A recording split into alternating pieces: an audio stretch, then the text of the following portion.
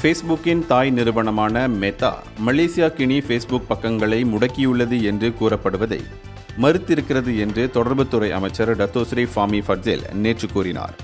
பிரதமர் Datuk Seri Anwar இப்ராஹிமின் Facebook பக்கத்துடன் தொடர்புடைய பல நூறு கணக்குகள் ஒருங்கிணைக்கப்பட்டன என்று மலேசியா கினி இணையதள செய்தியையும் மெட்டா மறுத்தது என்று அவர் குறிப்பிட்டார்.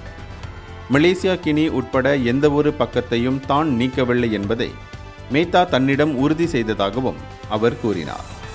மேலும் டத்தோஸ்ரீ அன்வார் இப்ராஹிமின் ஃபேஸ்புக் பக்கம் தொடர்பில் 263 கணக்குகளையும் முடக்கியதாக கூறப்பட்ட தகவலையும் அது மறுத்தது என்று அவர் சொன்னார்.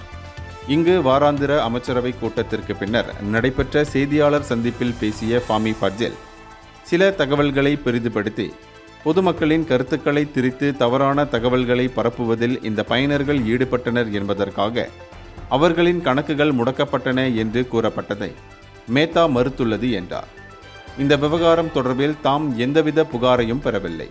அதேபோன்று MACC எனப்படும் மலேசிய தொடர்பு பல்லூடக ஆணையமும் எவ்வித புகாரையும் பெற்றிருக்கவில்லை என்று மடானி அரசாங்கத்தின் அதிகாரப்பூர்வ பேச்சாளருமான ஃபாமி கூறினார். தங்களுடைய பதிவுகள் நீக்கப்பட்டது தொடர்பில் மலேசியா கினியிடம் இருந்து எவ்வித புகாரையும் பெறவில்லை என்பதை மெட்டா உறுதிப்படுத்தியிருப்பதையும் சுட்டிக்காட்டிய அவர் மெட்டா பொய் சொல்ல வேண்டிய அவசியமில்லை என்றார். இந்த தகவல் மலேசியா கினிக்கு எப்படி சென்றது என்பது குழப்பமாகவே இருக்கிறது எனவும் அவர் தெரிவித்தார். இந்தியர்களின் இதய குரல் மக்களோசை.